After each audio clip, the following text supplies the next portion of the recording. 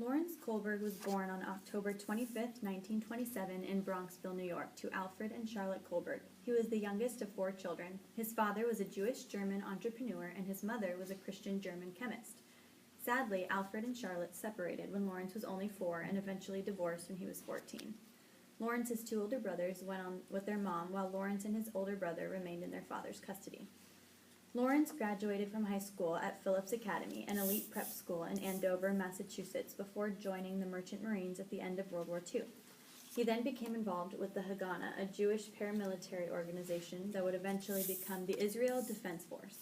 Lawrence aided the Haganah in smuggling Jewish refugees from Romania and into Palestine to help them escape persecution.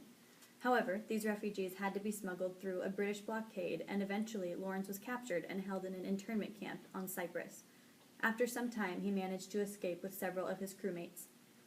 Upon his return to America in 1948, he enrolled in the University of Chicago and obtained his bachelor's degree within a year. In 1955, Lawrence married Lucille Stigberg and had 2 sons, David and Stephen. He eventually graduated with a doctoral degree in psychology in 1958. Upon graduating, he was made the assistant professor of psychology at Yale University, where he would work until 1961. Lawrence then proceeded to spend a year learning at the Center for Advanced Study in the Behavioral Sciences in Palo Alto, California. He then returned to his old college, the University of Chicago, where he worked in the psychology department until 1967. In 1968, he became the professor of education and social psychology at the Harvard Graduate School of Education, a post he would hold until his death in 1987. Throughout the latter stages of his life, Lawrence Kohlberg suffered greatly from abdominal pains and deteriorating health due to the medication he took to help ease these pains.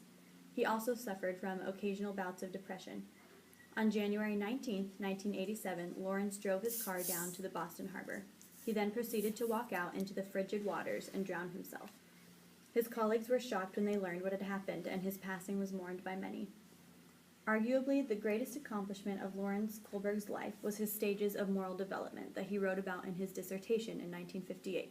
Let's take a closer look at these stages.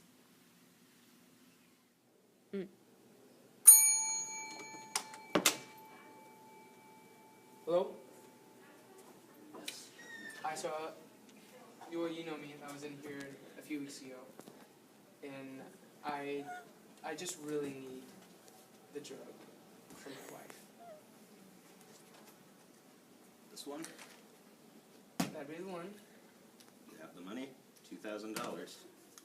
I only have a 1,000, but I can get the rest afterwards, but I need it now. No money, no drugs. My wife is dying. I don't care. Get out of my shop. What's wrong with this guy? 2, 1, action.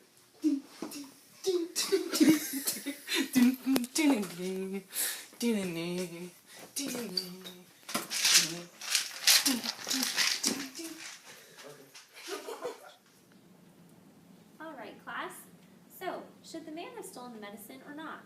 The scenario you have just witnessed is one commonly used to demonstrate Kohlberg's theory of moral development.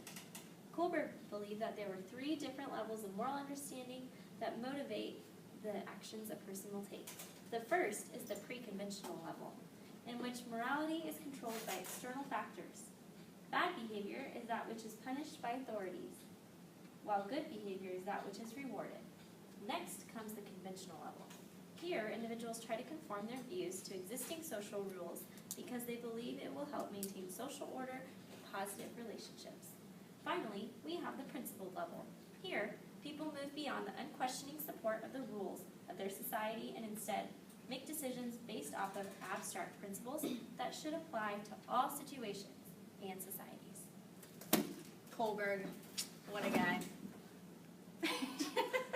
Although Kohlberg is best known for these stages of moral development, the field of education will forever remember him for his contributions to moral education in schools.